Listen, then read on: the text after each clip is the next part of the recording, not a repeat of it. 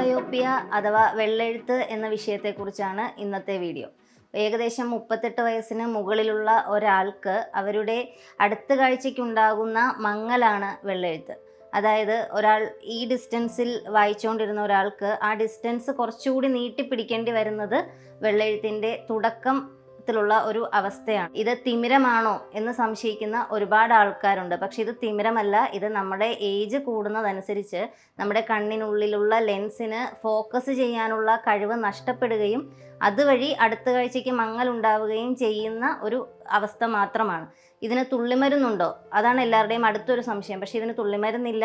ഇത് നമ്മൾ പ്രോപ്പറായിട്ട് കണ്ണുകൾ ടെസ്റ്റ് ചെയ്ത് അവരവർക്ക് അനുയോജ്യമായ രീതിയിലുള്ള കണ്ണടകൾ ഉപയോഗിക്കുക എന്നുള്ളത് മാത്രമാണ് വെള്ളെഴുത്തിനുള്ള ഏക പ്രതിവിധി. ഇനി വെള്ളെഴുത്തിനുള്ള കണ്ണടകൾ മാർക്കറ്റിൽ ശരിക്കും 3 രീതിയിലാണ് അവൈലബിൾ ആയിട്ടുള്ളത്. 1 റീഡിംഗ് ഗ്ലാസ്സസ് ആണ്. Reading glasses, 2 bifocal glasses, 3 progressive.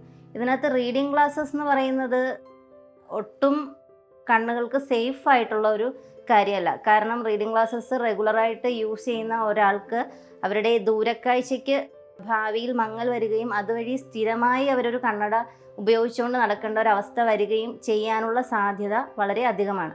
Bifocals എന്ന് പറയുന്നത് ഇതുപോലെ 2 ഫോക്കസ് ഉള്ള ഒരു ഗ്ലാസ്സാണ് ബൈഫോക്കൽസ്. ഇതിൽ കാണുന്നത് പോലെ ദൂരക്കാഴ്ച കാണാൻ ഈ ഒരു ഏരിയയും താഴെ ഈ ഒരു റൗണ്ട് ഒരു സംഭവം ഉണ്ടാവും. അതിനകത്ത് ആ ഒരു സെഗ്മെൻറ്റിലൂടെയാണ് അവരുടെ നിയർ കാഴ്ചകൾ കാണാൻ സാധിക്കുക.